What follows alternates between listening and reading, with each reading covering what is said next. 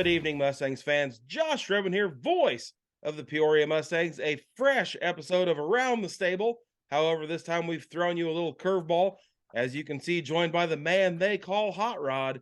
This is Rodney Picton, the team bus driver. Very important role within the Mustangs organization. First things first, Rodney, we all know you're the team bus driver, but everyday life, what is it that Rodney does that keeps everything running? Uh, a lot of energy drinks. My full-time job, I work as a field technician for a garage door company. And that is what keeps me motivated. I'm on the road a lot anyway, so it just kind of falls into place with me being on the road with the Mustangs. So, just getting back from the Christmas break, we were up in Blaine, Minnesota for 3 games at the NA3HL Showcase. You and I had several opportunities to sit around and talk. You have a very integral role. You're not setting up a game plan, you're not having to do a broadcast, you're not having to make sure that, guys are taped up and healthy. The one thing that you have to be certain of is you're getting 30 young men to a location safe and sound. How what's the stress like involved with that? Actually, there's not really a lot of stress, man. I take into consideration, I've been doing this now for a season and a half. I came in about midway last season, doing it again this season. I take into consideration those boys are like my own. I just make sure that I'm, I guess, well rested, and also just had that continued energy, not only for the bus ride, but then also for the boys.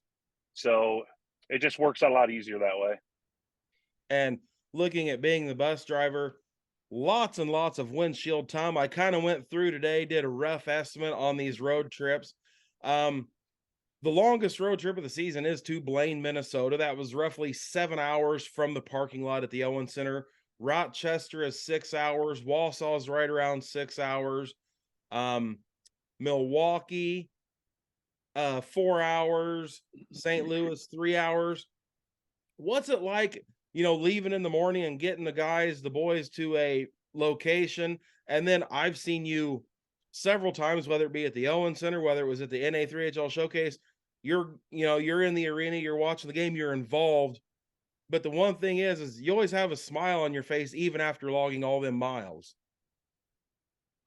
I think for me, man, just having the opportunity years ago, growing up in Peoria, to go to the Riverman games, being affiliated, with the Peoria location for many years until moving to Peoria, but just still keeping that connection with a lot of the gentlemen that are still in Peoria that are affiliated with the Rivermen. As of one of the assistant coaches, Clint Rui, I've known him for a number of years through my wife. It just gives me an opportunity, man. I have a good time with it. The boys are always a good time. It's constant energy from them, which, just turned 45. It gives me that energy to see smiles on their faces, win or lose. They're always in good spirits, which then always just falls back on me.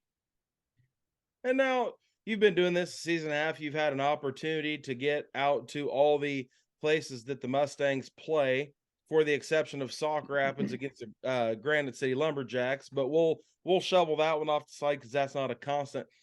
What's your most favorite place to go in the Central Division of this NA3HL? Well, probably, I know I might get chastised for this, but Oregon. The people at the ice rink has always been very accommodating to me. If I ever need anything, they always come to me first as soon as I walk in. Coming in from last season, going into this season, it just gives them that connection with me, knowing that I'm the face of the rig driver, so to speak. So I would say Oregon's probably going to be my favorite. And on the other side of that token, what's your least favorite building to go to? St. Louis for sure. I think that's across the board. St. Louis has probably got to be probably one of the worst rinks that we've been to. It's always cold, just not fun at all. The parking lot is small, especially driving around the rig, and then also that trailer. We're 70 plus feet long from tip to tail. And that was actually going to segue into my next question, the length of the team traveler. Some people know, some people don't. It was a former Riverman team traveler, and then the Mustangs acquired it. Uh, when you drive the team traveler, does the history of that kind of sink in, of like the bodies that have been, I shouldn't say bodies because that makes it sound like you're driving a hearse, but the men that have been in there, the names that have been in there and where they're at now and what they're doing now within the hockey world, does that ever just kind of, you're like, man, I'm driving this and so has been in this bus and made many trips? Yeah, for sure. I mean, I think I documented this past weekend where we just rolled over 622,000 miles on that rig. So just having the memories and understanding that, who had actually stepped onto those steps, slept in those bunks, sat up in the front cab, maybe, conversed with, the other drivers that were there, sitting in the coaches' quarters. It just, it really brings back a lot of memories for me growing up in Peoria, and being able to understand and kind of see where those guys are from the Rivermen, where they went to from there. And you scratched the surface on it a little bit earlier, saying that you look at these young men as sons, and I've said it to parents myself. It's like I have 30 sons. The one good thing is I don't have to pay a grocery bill for them. But you develop a relationship, and you have to develop 30 different relationships because of the differences in personalities. Being a driver, you see them more than I do. I see him in passing a lot on game days, and being at the showcase, you saw him at breakfast and stuff at the hotel. But what's it like, kind of having these young men come in and just like accept you and see you as a figure in their life? It really means a lot to me because coming in, like I said, mid part of last season, I didn't know these boys. I mean, I knew the coaches just from, maybe a couple texts here and there, but coming into meeting the boys again, having 30 different, not really attitudes, but just different personas of what they do, their mannerisms, and knowing, which one is having a bad day, which one's having a great day, just kind of honing in. I have 3 kids of my own. So trying to decipher what's good and bad and indifferent with each one of them has been a really awesome experience for me, man. It's just, like I said before, they're like my sons. I've met a lot of the parents of these boys, and they are, I won't even say boys. These are young men, and it's really nice to see kind of where even some of the OGs, where of some of the veterans that have been sitting in the this area for a while for the Mustangs, just to see where they've reached even from last season into this season, and then take a lot of these newer guys that are here, taking them under their wings to kind of help them out. I mean, it really, puts it in perspective that these young men really have a good heart. Now, getting back to more of the driving, what is one of the things as a driver that you do that is just like, oh, I don't want to do this before you take off on a trip? Normally it's fueling up. I try to, I know it's hard because most of the time, I mean, it's a 100-gallon tank. So a lot of times it could be, depending on how the pumps are running, it could be 10, 15, 20 minutes, sometimes half hour if I have to fuel up in the morning. And it's always that anxiety sometimes, especially with an older bus, of, talking to even the coaches.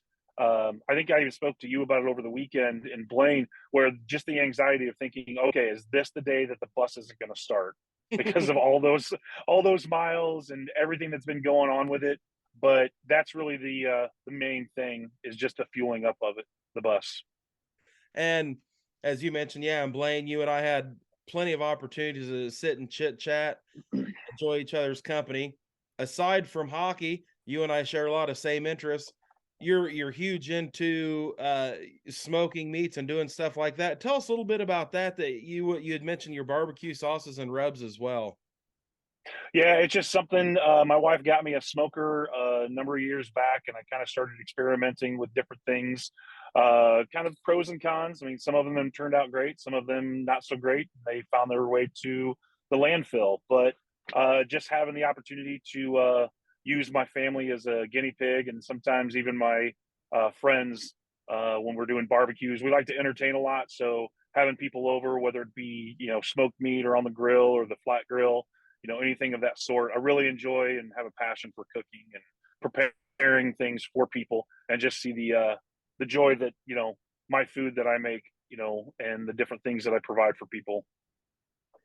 And one last question, we're about out of time here. What is one thing of all the road trips you've been on, has there been that moment where you just feel like you've escaped anything bad on the roads?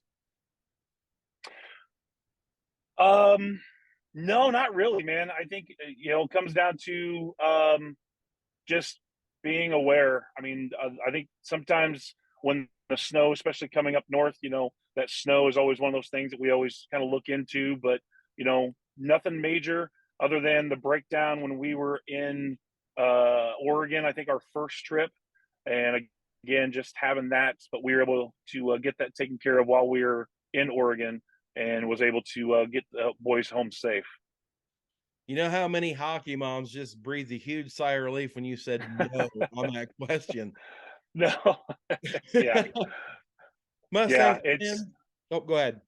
No, I'm sorry, man. No, I was just saying it. I hear that a lot from either messenger or text messages from the hockey moms, letting us know through our Facebook page and stuff that safe travels, and they always reach out that expression of gratitude that I'm keeping their boys safe. I'm gonna ask one last question because my sheet fell over. I picked it back up. One last question. On the road, all these miles, what's a go-to beverage and snack for the driver of the Mustangs team bus? Sugar-free Red Bull and teriyaki Jack's Links. So, Mustangs fans, thank you for your time, Rodney. Greatly appreciate it. Mustangs fans, Rodney Picton, the bus driver for the Peoria Mustangs. If you see him out at the Owen Center, be sure to stop him. Thank him for getting these young men to and from all road games safely. Speaking of road games, Mustangs on the road this weekend up in Rochester, Minnesota for the final time in the regular season against the Grizzlies. Friday night, 7:05 p.m. puck drop. Saturday, special 3:05 afternoon start on that New Year's Eve. Until the next time, this is Around the Stable Mustangs podcast.